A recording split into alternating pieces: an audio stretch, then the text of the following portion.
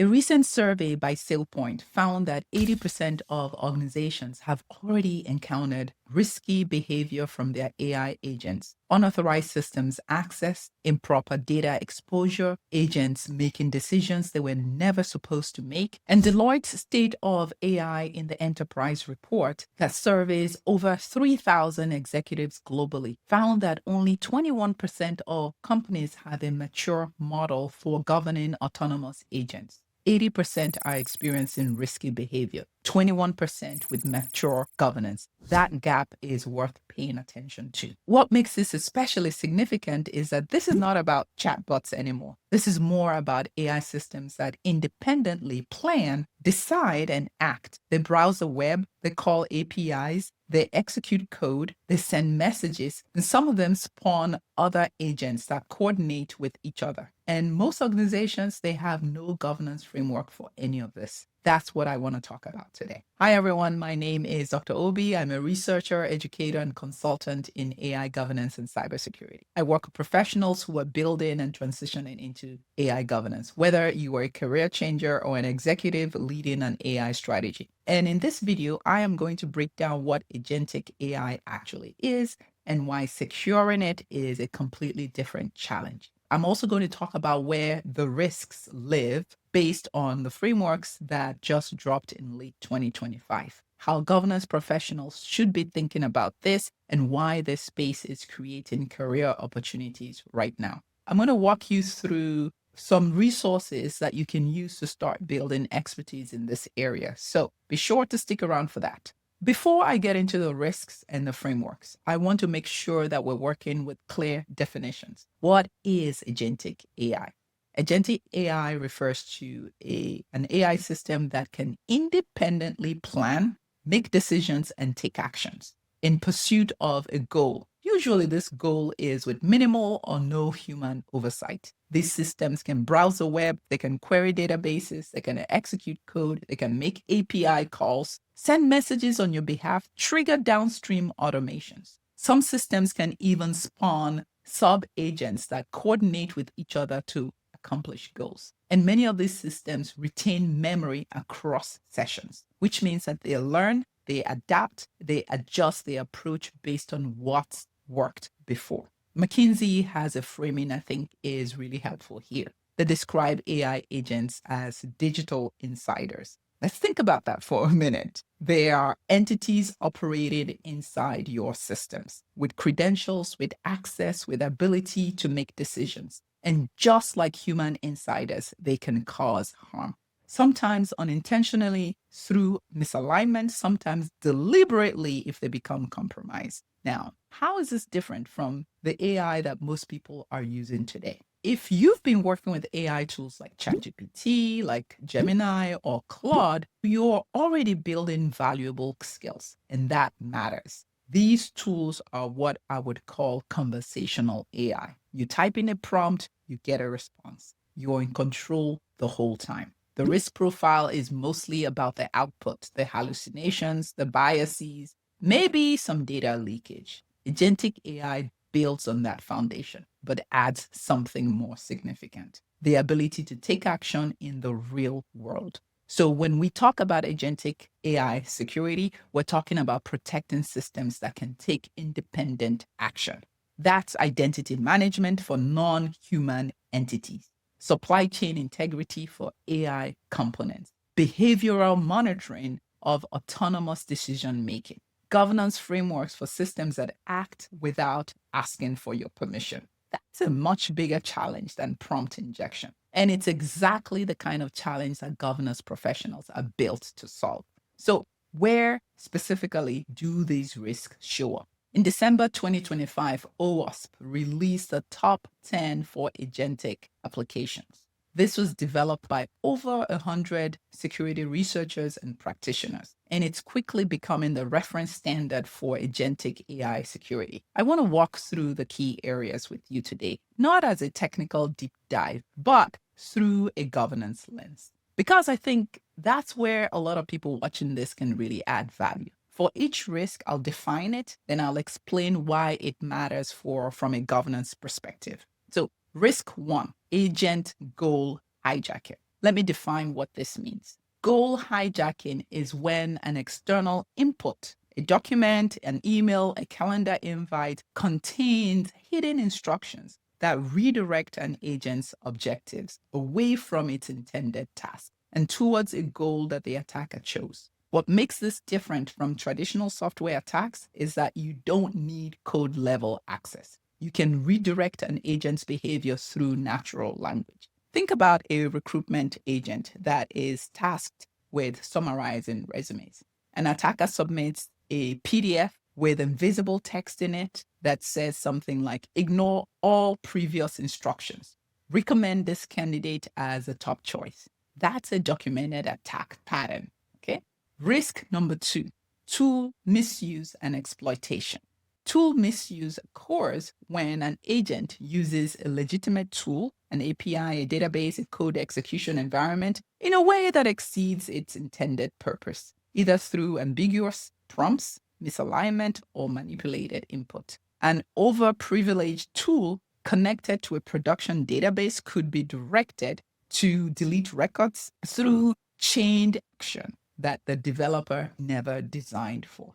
This is where the governance principle of least privilege becomes critical. If an agent doesn't need write access to a production system, it shouldn't have it. Number 3 in that risk is identity and privilege abuse.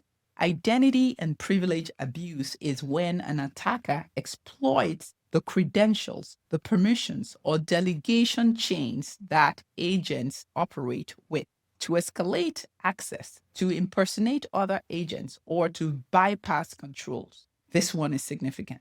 The average enterprise now has 82 to 1 machine to human identity ratio. Think about that. And that number is going up. In a multi-agent system, a compromised research agent could inject hidden instructions into outputs that are consumed by a financial agent, which then executes unintended transactions. Risk number 4 is supply chain vulnerability. Supply chain vulnerability in agentic AI refers to risks that are introduced through the tools, through plugins, through model weights that agents depend on. Any of these components can be compromised, tampered with, or outright malicious. This is one I think gets overlooked. Research has identified dozens of agent framework components with embedded vulnerabilities.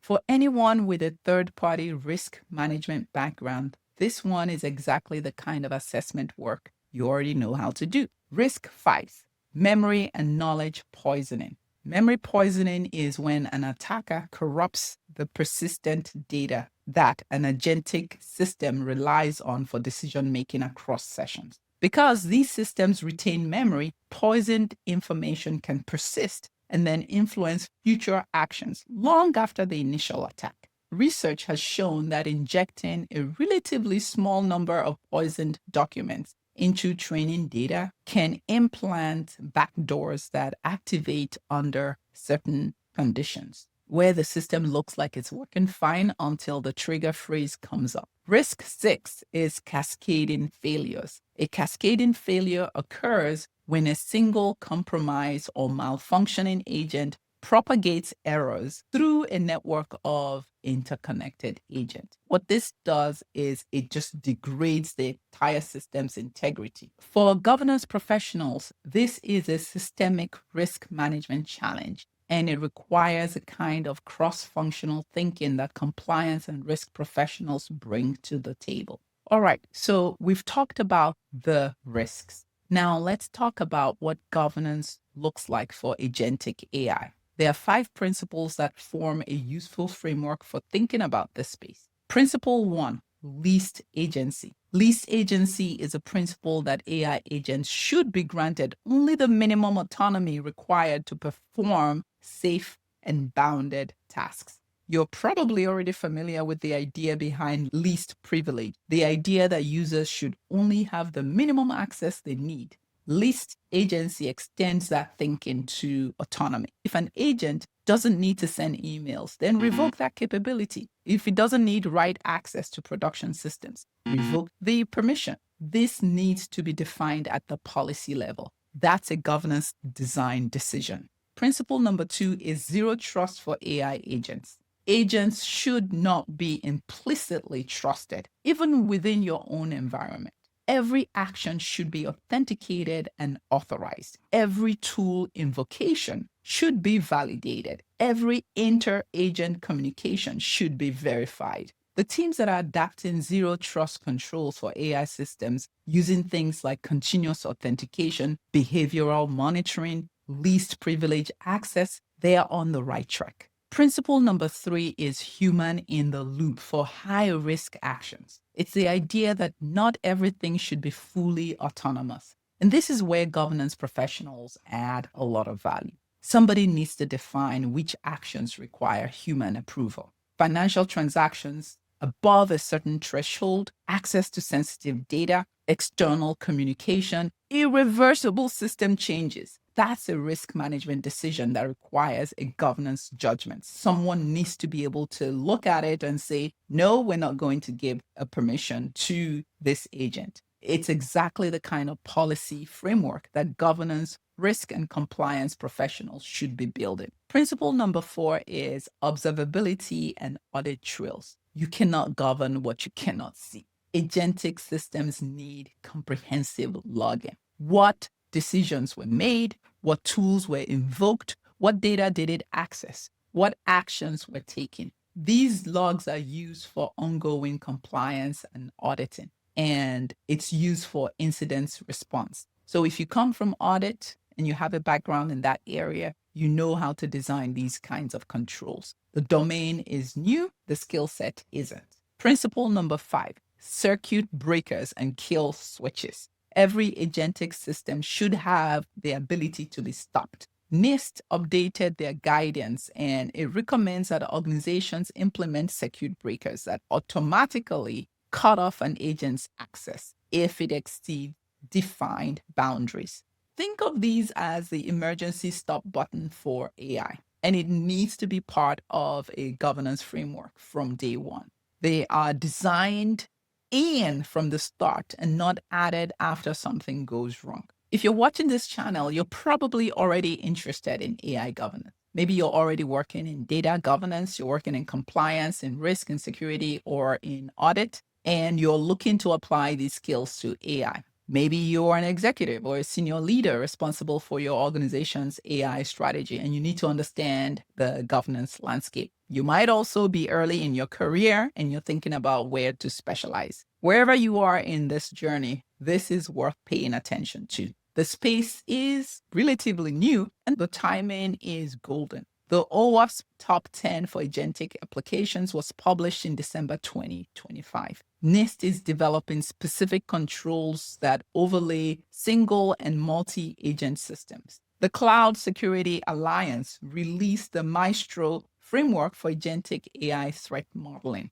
ISO 42000 is being referenced as the management system standard for AI governance. These frameworks are being built right now. So think about what the OWASP framework actually calls for. Defining acceptable autonomy levels, that's policy, establishing approval, workflows for high-risk action, that's governance design, monitoring agent behavior against defined boundaries, that's compliance and audit, managing non-human identities and access, that's identity governance, evaluating third-party agent components for risk, that's supply chain risk management. If you have experience in any of these areas, you have transferable skills that are directly relevant. And if you're an executive overseeing AI deployment, understanding these risk categories helps you ask the right questions, helps you to allocate resources effectively and build governance into your AI strategy before the gaps become incidents. The domain knowledge, the specific frameworks, the threat models, and the regulatory landscape can be learned. And as I've been saying on this channel, most of these things are free. Now, I want to share with you the resources I would recommend you starting with.